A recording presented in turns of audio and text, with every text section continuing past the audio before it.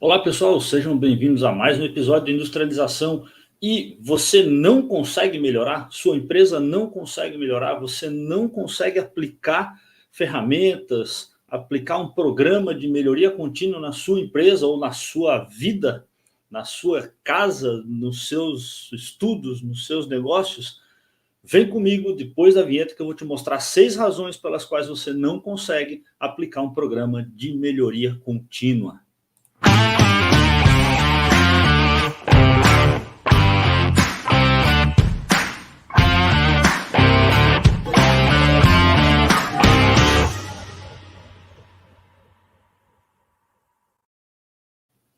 Pois é, pessoal, quem me acompanha há mais tempo sabe que eu venho lá da qualidade, então trabalho e aplico conceitos de melhoria contínua já faz aí mais ou menos 30 anos, talvez um pouquinho mais, mas é porque eu comecei bem novinho.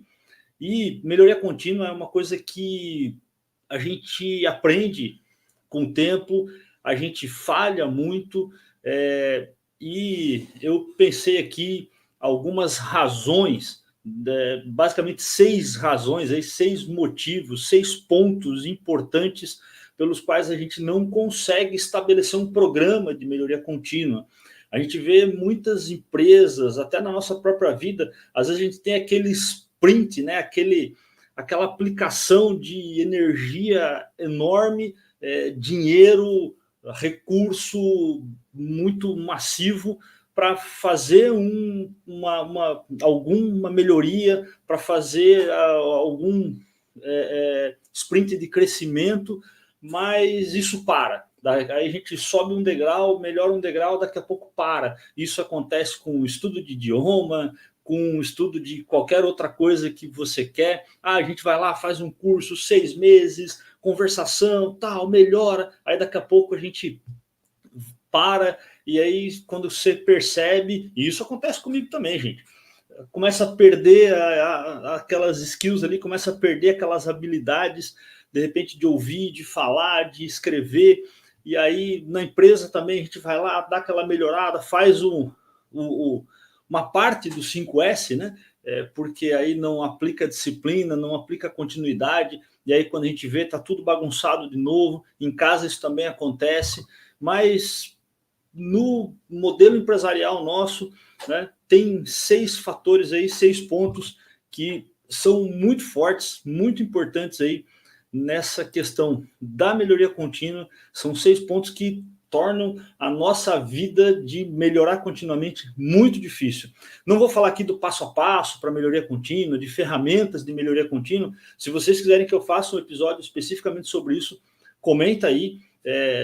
Tenho bastante coisa de melhoria contínua aqui, livros, papers, muita coisa que dá para trazer aqui para vocês sobre melhoria contínua, mas eu vou falar aqui dessas dificuldades, então, começando pela primeira, que é resistência à mudança, né?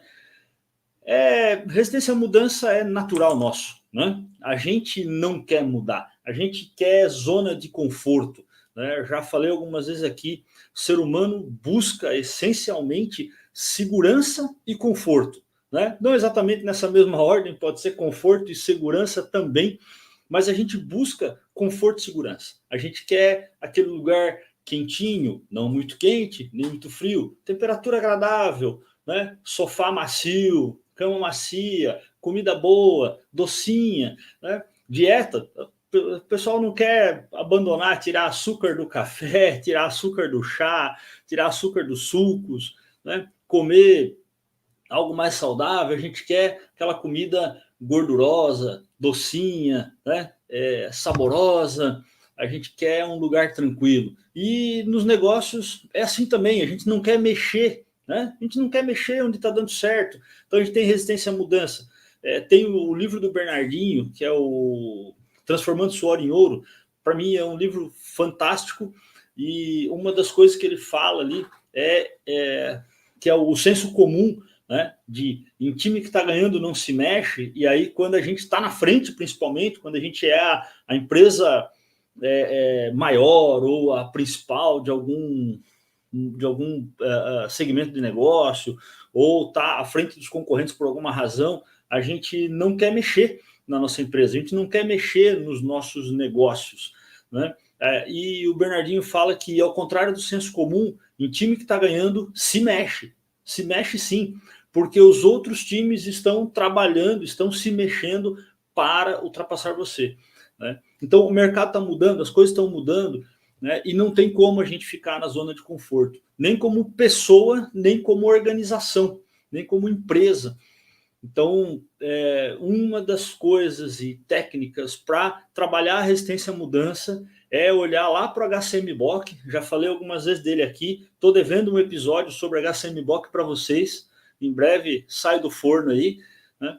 Mas HCMBOK, o Human Change Management, traz bastante coisa, bastante subsídio para a questão de resistência à mudança. Então, resistência à mudança é uma coisa bem difícil de trabalhar nas pessoas e tem que começar por você, tem que começar por mim, né? A gente é resistente à mudança, a gente quer continuar usando a mesma versão do software, a gente quer ao mesmo tempo, a gente quer que o software melhore, mas a gente quer usar a mesma versão, né?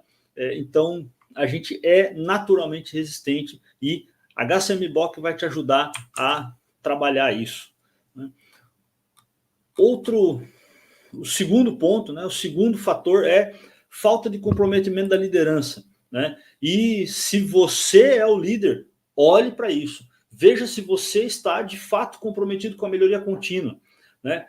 Um dos pontos, eu vou falar um pouquinho mais à frente das métricas, mas já começa olhando para suas métricas, né? E tem algumas armadilhas aí das métricas que eu vou falar daqui a pouco, mas busque o comprometimento da sua liderança e, se você é líder, seja comprometido com a melhoria contínua. Comece por você a sair da zona de conforto e tirar todo mundo da zona de conforto junto com você, né? É muito bom, como eu falei no tópico anterior, rotina, trabalhar legal, no lugar quentinho, né? Tudo tranquilo, mas isso não leva ao crescimento. Então, você tem que olhar qual é o seu principal objetivo. E talvez isso seja muito do seu momento de vida. Tem momento de vida que a gente quer mesmo tirar o pé, descansar um pouco, relaxar um pouco, né? Mas aí talvez você precise passar esse trabalho, essa tarefa para uma outra pessoa na empresa, né? Para que ela toque isso. Isso acontece, por exemplo, quando o empreendedor coloca alguém à frente e sai da liderança, por mais que isso doa muitas vezes, porque a tendência é da gente querer controlar, da gente querer manter o controle, porque isso também traz conforto e segurança para a pessoa, né? Então, olhe para esse ponto, né? Olhe para você, né? Olhe no espelho se você está realmente como líder ou como liderado, como, de repente, formador de opinião, né? Ajudando as pessoas a manter, né, comprometimento com a melhoria contínua, né? Foco nisso, colocar foco, engajamento para isso, né? O terceiro ponto são treinamento e recursos inadequados, insuficientes, né? Então, as pessoas que estão com você ou você mesmo pode não estar preparado para um bom programa de melhoria contínua. É necessário conhecer ferramentas, tecnologias, estatística, métodos ali de trabalho. Então, estudar sobre Six Sigma, sobre as ferramentas básicas da qualidade, né? Tem muita coisa boa, tem muito material bom, né? Tem um boxzinho da qualidade, que é o QBOK, que também tem bastante informação, né? Alguns caminhos sobre isso, mas basicamente o Six Sigma traz muita ferramenta boa e não tem jeito. É necessário conhecer estatística. Se você é aquela pessoa que não gosta muito dos números, não gosta muito da matemática, não gosta muito da estatística, né? Pelo menos tem alguém do seu lado que goste e que saiba interpretar as coisas. Estatística descritiva é muito importante para a melhoria contínua. Visão holística, saber usar essas coisas, né, é muito importante para a melhoria contínua. Então, busque treinamento nessas áreas, treine o seu pessoal nessas áreas, com pessoas competentes, com treinadores competentes, né, e que tenham experiência na aplicação prática disso. Tá? Isso é bem importante, né, para que você consiga implementar um programa eficiente de melhoria contínua. O quarto ponto é a comunicação. E não só a comunicação entre as pessoas. Aqui eu quero destacar um pouco do endomarketing, né? É aquela propaganda interna. Isso, o HCMBOK ajuda um pouco nisso também, né? Nessa parte do endomarketing. Tem um livrinho da FGV sobre gestão de serviços e endomarketing, fala de qualidade de serviços, endomarketing. Posso trazer um episódio sobre isso para vocês aqui. É muito bom, muito bom. Foi um livro que eu li mais ou menos uns 15 anos atrás e me deu muito subsídio também para o meu próprio trabalho, né? Então a comunicação aqui, não só comunicação entre as pessoas, entre os times de melhoria contínua, isso é importante, mas a comunicação para as pessoas, para que elas entendam os seus objetivos, para que elas entendam por que você está querendo melhorar continuamente, por que essa melhoria contínua é necessária. Nem todo mundo tem essa visão, e essa visão precisa ser passada. O que todo mundo vai ganhar com isso, né? Lembra, as pessoas buscam conforto e segurança. Então, talvez não melhorar continuamente vai tirar esse conforto e segurança das pessoas no médio ou no longo prazo, às vezes até num prazo mais curto do que a gente imagina, né? Mas é importante que as pessoas saibam que se elas não fizerem nada, se elas não melhorarem, esse conforto, essa segurança vai acabar. Então, a melhoria contínua está sim ligada à manutenção do conforto mínimo necessário e da segurança mínima necessária. O quinto ponto, eu falei que ia, né, disse que ia falar sobre isso, sobre as métricas, né?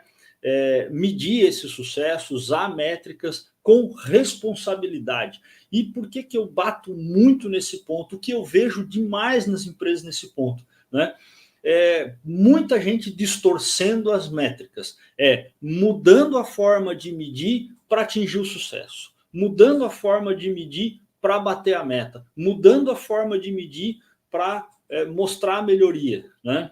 Tem um livro que eu gosto bastante, né, que nos alerta sobre isso. Ele não é um livro para ser usado para criar as métricas e até a propaganda daquilo que você está melhorando, mas é um livro, chama Os Números Não Mentem, do Charlie Safe, né, o não entre parênteses.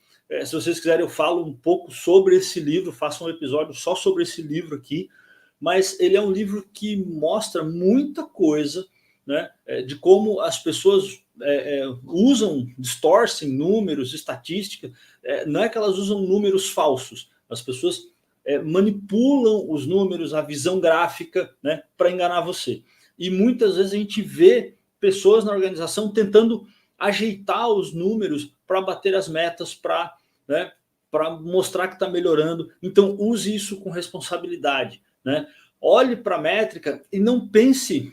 Pega uma métrica padrão de mercado muitas vezes. Às vezes a gente pega essa métrica padrão, traz para dentro da nossa empresa e, ao invés de estudar em como melhorar aquilo, né, a gente começa... Não, espera aí, mas o meu segmento de negócio é diferente, então eu não posso considerar isso, esse ponto. Um exemplo assim que eu vejo muito, né? E aí dá um episódio só sobre isso, por exemplo, OIE, né? Então, quando eu tiro alguns tipos de paradas de máquina ali, de paradas de produção, né, de eventos de qualidade do OIE, tem algumas empresas que eu já fui trabalhar e aplicar a OE, e aí o pessoal começa a pensar ali, mas eu não posso aplicar esse ponto aqui, eu tenho que tirar da minha métrica, porque essa parada é inerente ao meu processo, sempre foi assim, sempre vai ser assim, será que tem que ser assim?